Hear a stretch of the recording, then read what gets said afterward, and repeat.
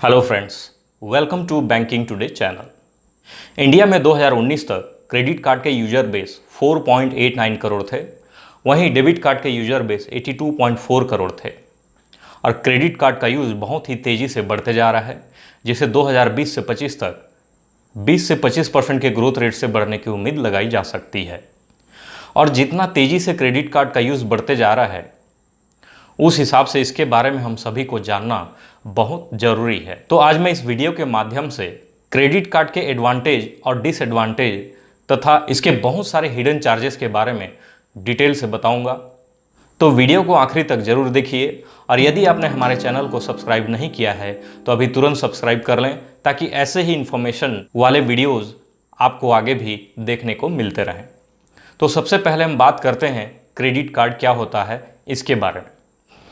Credit card bank या किसी company के द्वारा दिया गया क्रेडिट फैसिलिटी है, जिसके द्वारा आपके पास पैसा न होते हुए भी एक सर्टेन लिमिट तक आप अपने पसंद या ज़रूरत की चीज़ें शॉपिंग कर सकते हैं, ट्रांजैक्शन कर सकते हैं और जब आपके पास पैसा आ जाए तो क्रेडिट कार्ड के बिल का पेमेंट कर सकते हैं।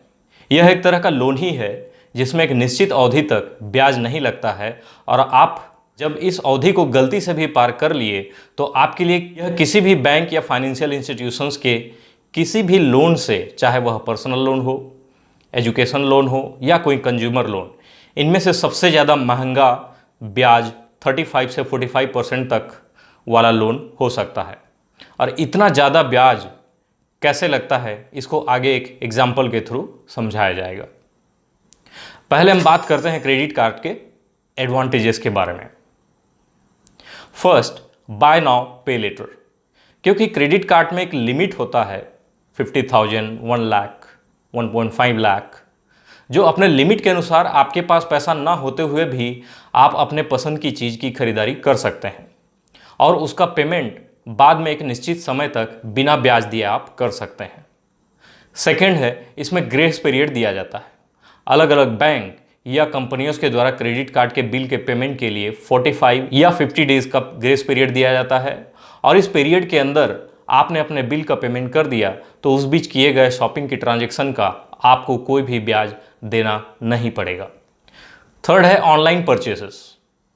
यदि आप फ्रीक्वेंटली शॉपिंग करते हैं तो क्रेडिट कार्ड से आपको बहुत सारे बेनिफिट मिल सकते हैं, क्योंकि कई सारे ऑनलाइन शॉपिंग वेबसाइट्स कई तरह के ऑफर्स देते रहते हैं, जैसे कि कैशबैक ऑफर।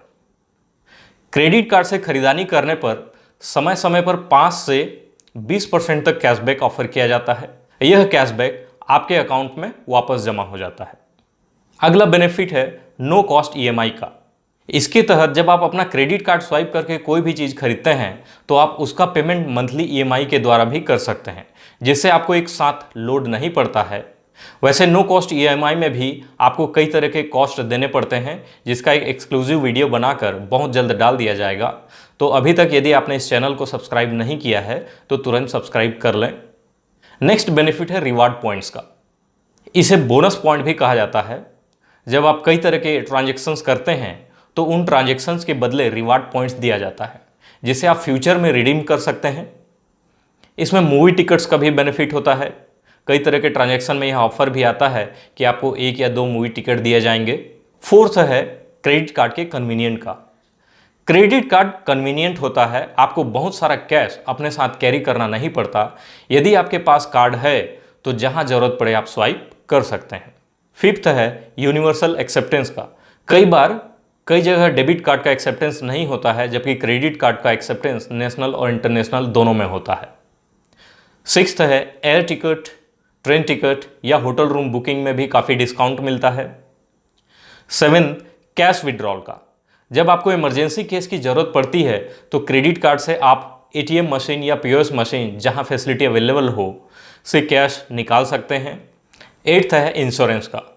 कई क्रेडिट कार्ड में कार्ड होल्डर का लाइफ इंश्योरेंस होता है, जिसके लिए अलग से कोई प्रीमियम देना नहीं पड़ता।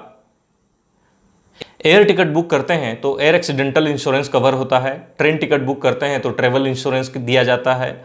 और जैसे इलेक्ट्रॉनिक सामान खरीदते हैं, मोबाइल, लैपटॉप, टैबलेट इत्यादि, तो उस एक्स्ट्रा एक्सटेंडेड वारंटी दिया जाता है।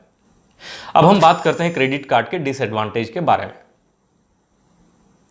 जब तक आप क्रेडिट कार्ड का यूज सही तरीके से स्मार्टली और एफिशिएंटली कर रहे हैं तब तक ठीक है, और जहां आपसे थोड़ा सा चूक हुआ तो वहीं आपको इसके कई सारे डिसएडवांटेजेस हो सकता है।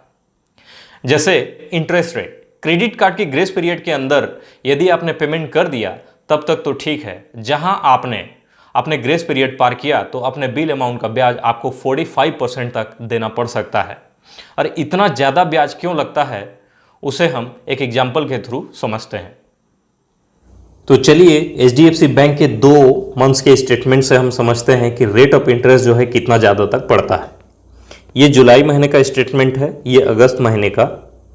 और जुलाई महीने में जो आउटस्टैंडिंग जो ओपनिंग बैलेंस है वो 50,950 रुपये है, और इसी अमाउंट का इन्होंने 5,000 रुपये मिनिमम अमाउंट ड्यू के तौर पे पे कर दिया है। तो अब डिफरेंस बच रहा है 45,950। उसमें जुलाई महीने में ही GST 18% जोड़ा गया है 329 रुपये, जो कि यहाँ पे ये दिख रहा है।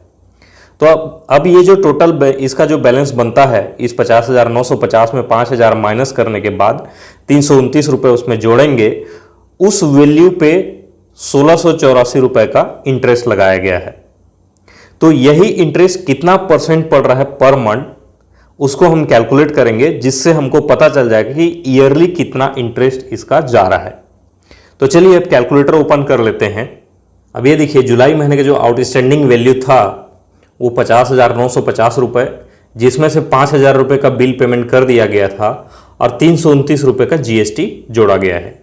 तो टोटल वैल्यू जो हो जाएगा इसका 46,279। अब इसी 46,279 रुपये पे 1,684 रुपये का इंटरेस्ट लगाया गया है, जिसको हम यदि इसी 1,684 रुपये को 46,279 से डिवाइड करें और उसको हम मल्टीप्लाई कर दें 100 से, तो हमारा इंटरेस्ट जा रहा है 3.6%। ये जुलाई महीने का जो भी इंटरेस्ट डेबिट किया गया है केवल एक महीने का टोटल आउटस्टैंडिंग अमाउंट पे, वो 3.6% है। इसी को हम यदि ईयरली निकालें तो इसको मल्टीप्लाइड बाय 12 कर देंगे, तो हमारा जो ईयरली इंटरेस्ट पड़ रहा है वो है 43.66%।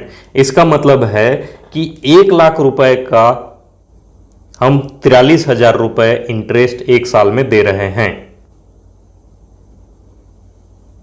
ठीक ऐसे ही अगस्त महीने का भी निकाला जा सकता है। अब उसका देख लेते हैं कि उसमें कितना परसेंट का इंटरेस्ट लगाया गया है। अब अगस्त महीने का देखते हैं। तो अगस्त महीने में जो ओपनिंग बैलेंस है 47,964, इसमें इन्होंने 2500 रुपये बिल पे कर दिया है, तो 47,964 में 2500 रुपये माइनस हो जाएगा। और इस महीने का इन्होंने परचेज किए हैं कुछ, ये तो जैसे GST जोड़ा गया है 303 रुपये, और उसमें ये 50 रुपये और 1174 रुपये ऐड हो गया है, जो कि इतना बन रहा है राशि 1,527 रुपये। तो टोटल वैल्यू हो जाएगा, अब देखिए अगस्त महीने का ये आउटस्टैंडिंग बैलेंस है, उसमें 2500 रुपये उन्होंने बिल पेमेंट कर दिया, और जो भी परचेस और GST मिला के 1,527 रुपये हो रहा था, तो टोटल इसको प्लस माइनस करेंगे तो 47,011 रुपीस बन रहा है। अब अगस्त महीने का जो इंटरेस्ट डेबिट किया गया है वो है 1,683 रुपये। तो 1,683 को 47011 से डिवाइड करेंगे, मल्टीप्लाई बाई 100 करेंगे, तो इस महीने का जो इंटरेस्ट जा रहा है वो भी 3.6% ही अप्रॉक्सीमेटली जा रहा है, और इसको मल्टीप्लाइड बाई 12 कर देंगे तो ईयरली इंटरेस्ट हमको देखिए 43% तक मिल रहा है। अब देख लीजिए इसको या लोन ट्रैप का है या फिर फैसिलिटी, क्योंकि 1,683 रुपये केवल एक महीने डेबिट किया गया है, इस वजह से इसका जो है 3.6% तक मंथली इंटरेस्ट बन रहा है, जो कि 43% तक ईयरली जा रहा है। इसका मतलब है 1 लाख रुपीस का ईयरली जो है इंटरेस्ट हम यहाँ 43,000 रुपीस तक दे रहे हैं। सेकंड है क्रेडिट स्कोर का। क्रेडिट कार्ड के बिल पेमेंट का भुगतान जब लेट होता है तो इसका इफेक्ट आपके क्रेडिट स्कोर पर बहुत ज़्यादा पड़ता है, और जब आपका क्रेडिट स्कोर कम हो तो आपको कोई दूसरा लोन जैसे home loan, car loan, personal loan इत्यादि अधिक ब्याज में लेना पड़ता है, क्योंकि आजकल बहुत सारे बैंक सिबिल स्कोर के आधार पर किसी भी लोन में रेट ऑफ इंटरेस्ट लगाते हैं। तो यहाँ पर आप जितना फ़ायदा क्रेडिट कार्ड से उठा रहे हैं उससे कई गुना घाटा आपको उस लोन में पड़ेगा, क्योंकि होम लोन में 0.5% का भी ज़्यादा ब्याज आपको लाखों का घाटा दे सकता है। देखिए, आजकल अधिकतर बैंक्स के द्वारा रेट ऑफ इंटरेस्ट जो है किसी भी टाइप के लोन में सिबिल पे डिपेंड करता है, हमारे सिबिल स्कोर पे। तो क्रेडिट कार्ड का बिल हमने यदि टाइमली पे नहीं किया या ओवरड्यू हुआ है तो उसका इम्पैक्ट हमारे सिबिल स्कोर पे पड़ता है, और यदि हमारा सिबिल स्कोर खराब रहे तो हमको हो सकता है ज़्यादा रेट ऑफ इंटरेस्ट देना पड़े। तो उसी बात को हम यहाँ समझते हैं कि यदि हम सही तरीके से पेमेंट नहीं कर पाए यदि क्रेडिट कार्ड का बिल, तो 0.5% भी यदि ज़्यादा हमको इंटरेस्ट देना पड़े तो किसी भी पर्टिकुलर लोन में कितना ज़्यादा हमको उसका बर्डन आएगा या कितना ज़्यादा हमको पे करना पड़ेगा उसको हम समझेंगे। ये कार लोन का 2 कैलकुलेटर दिया गया है, यहाँ पे होम लोन का 2 कैलकुलेटर दिया गया है। पहले हम कार लोन का समझ लेते हैं। कार लोन में सेम अमाउंट है, 10 लाख का हम प्रिंसिपल अमाउंट ले रहे हैं, टेन्योर है 84 मंथ्स का, और रेट ऑफ इंटरेस्ट जो है हम 0.5 का डिफरेंस रख रहे हैं, यहाँ 8%। ये मान के चलिए कि 750 से ऊपर है हमारा सिबिल स्कोर या 750 है, और यदि कोई बैंक 750 से कम स्कोर वाले को 0.5% ज़्यादा इंटरेस्ट लगा रहे हों, ये 0.5% ही एग्जैक्टली नहीं होता है, डिपेंड करता है बैंक वाइज, 0.5 या 1% तक भी कोई बैंक ज़्यादा लगा सकते हैं रेट ऑफ इंटरेस्ट में। तो हम लोग यहाँ 0.5% का केवल ले रहे हैं। तो इसमें 0.5% का ज़्यादा लगाया है यदि, तो इनके जो EMI में डिफरेंस आ रहा है 250 रुपीज़ पर मंथ का, और इतने ही लोन अमाउंट इतने ही टेन्योर में हमको 21,022 रुपये का लोड पड़ रहा है सिबिल स्कोर हमारे कम होने के वजह से। और इसी को यदि हम 1% का डिफरेंस ले लेंगे तो ये वैल्यू इतने ही लोन अमाउंट के लिए इतने ही टेन्योर में 21,000 के जगह हमको लगभग 42,000 रुपये का एक्स्ट्रा बर्डन पड़ेगा। यही चीज़ हम होम लोन में समझ लेते हैं, क्योंकि होम लोन में बहुत ज़्यादा डिफरेंस आता है। यहाँ पे देखिए प्रिंसिपल अमाउंट हमारा 30 लाख है और टेन्योर जो है 300 मंथ्स का है। रेट ऑफ इंटरेस्ट हमने सिबिल स्कोर जिसका 750 से ऊपर है उसमें 7% लिया है, और जिसका कम है 750 से उसको हम 0.5% ज़्यादा दिए हैं, रेट ऑफ इंटरेस्ट 7.5 लगाया है। तो इसमें EMI में जो डिफरेंस आ रहा है पर मंथ का वो 966 रुपीज़ है, और इसी को यदि 300 मंथ्स में मल्टीप्लाई कर दें तो हमको एक हाउसिंग लोन के लिए जो 30 लाख का है उसमें लगभग 2,90,000 रुपये का एक्स्ट्रा बर्डन पड़ेगा हमारे सिबिल स्कोर के केवल खराब होने के वजह से। तो क्रेडिट कार्ड का हम यदि सही तरीके से उपयोग नहीं करेंगे, उसके केवल मूवी टिकट्स के चक्कर में रहेंगे और उसका पेमेंट रिपेमेंट सही तरीके से नहीं कर पाएंगे, तो इतना हमको एक्सेस बर्डन अदर लोन्स में पड़ सकता है। थर्ड है मिनिमम परचेज का। कई सारे क्रेडिट कार्ड में हर महीने एक मिनिमम परचेस लिमिट क्राइटेरिया जैसे कि 5,000 या 10,000 का करना अनिवार्य होता है, depending upon the credit cards, नहीं तो पेनाल्टी लगता है। तो यहाँ पर क्रेडिट कार्ड जो है आपको हर महीने कुछ ना कुछ खरीदारी करने के लिए फोर्स करता है। फिफ्थ है क्रेडिट कार्ड का उपयोग किसी भी टाइप के लोन्स जैसे कि home loan, car loan, personal loan इत्यादि के EMI के पेमेंट या फिर किसी भी प्रकार के कैपिटल गेन वाले प्रोडक्ट का परचेज में यूज नहीं कर सकते।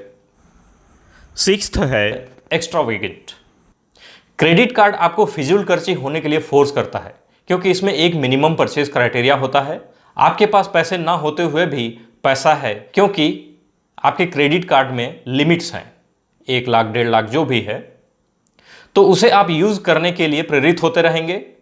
तो एक तरीके से क्रेडिट कार्ड हमें एक बेटर फाइनेंशियल डिसिप्लिन नहीं सिखाता है, आदत बिगाड़ता है। तो क्रेडिट कार्ड का उपयोग उन्हीं लोगों को करना चाहिए जो लोग फाइनेंशियली डिसिप्लिन्ड या सेल्फ कंट्रोल्ड होते हैं। Hidden charges.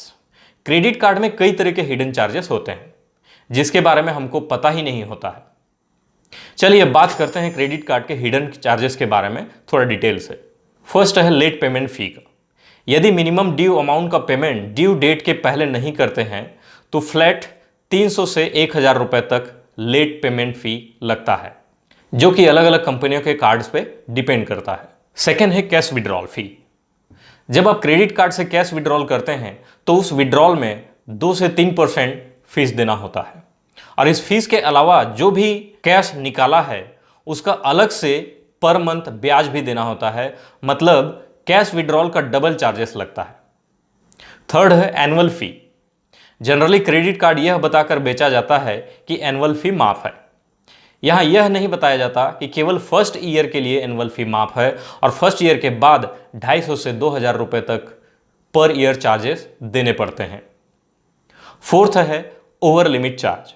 क्रेडिट कार्ड का यूज हम उसके लिमिट तक ही कर सकते हैं, लेकिन जब कभी उसके बिल का पेमेंट नहीं कर पाए तो उसमें जो ब्याज डेबिट करेगा, जिसके बदौलत यदि आपका क्रेडिट कार्ड का लिमिट ओवर हो जाए तो आपको उस ओवर लिमिट पर 2 से 4% पेनाल्टी देना पड़ता है। फिफ्थ है फ्यूल ट्रांजैक्शन चार्जेस। जब आप फ्यूल डलवाएंगे क्रेडिट कार्ड स्वाइप करके तो आपको 1 से 1.5% तक चार्जेस देने पड़ सकते हैं। इसी तरह railway ticket, air ticket, hotel room bookings के ट्रांजैक्शन में भी 1 से 1.5% का चार्जेस दिया जाता है। सेवेंथ है इंटरेस्ट ऑन ऑल चार्जेस। अभी तक जितने भी प्रकार के फी और चार्जेस आपको बताए गए उन सभी में अलग से 2 से 4% का इंटरेस्ट भी लगता है। एट्थ है जीएसटी।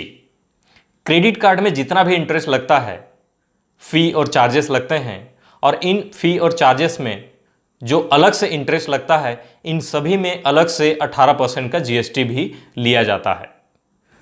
तो ये थे क्रेडिट कार्ड के एडवांटेज और डिसएडवांटेजेस कि कितने सारे इसमें हिडन चार्जेस भी लगते हैं जिसके बारे में हमको पता भी नहीं होता है। उम्मीद है यह वीडियो से आपको एक क्लैरिटी मिल गई होगी। तो अब मिलते हैं नेक्स्ट वीडियो में। धन्यवाद।